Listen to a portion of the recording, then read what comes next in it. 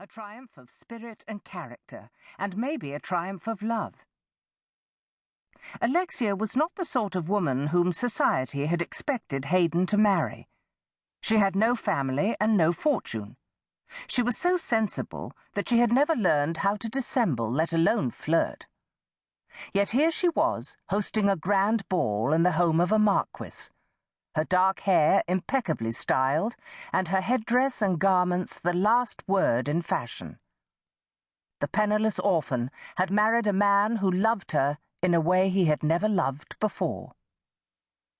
Elliot trusted the marriage would be a good one. Alexia would see to that. History had proven that love was a dangerous emotion for Rothwell men.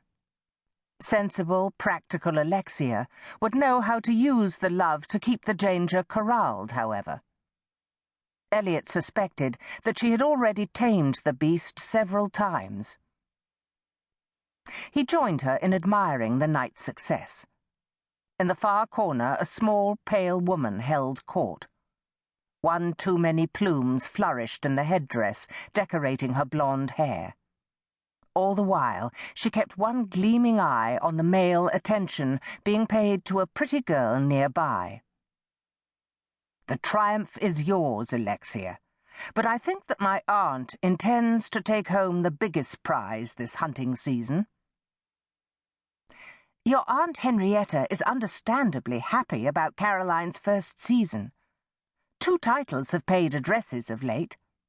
However, she is vexed with me tonight because I did not invite one of those titles to this ball, despite her command to do so." Elliot had little interest in his aunt's vexations. He did, however, have a strong interest in the guest list. "I have not seen Miss Blair, Alexia. No black habits, no undressed hair. Did Hayden forbid you to invite her?" "Not at all. Phaedra is abroad. She embarked over a fortnight ago." He did not want to appear too curious, but— "Abroad, you say?"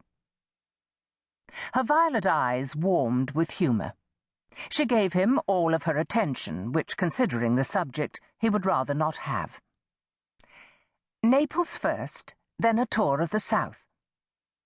I told her that you say it is unwise to visit Italy in the heat of summer, but she spoke of desiring to investigate the rituals and feasts of that season." She inclined her head confidentially. "I believe that her father's passing affected her more than she admits.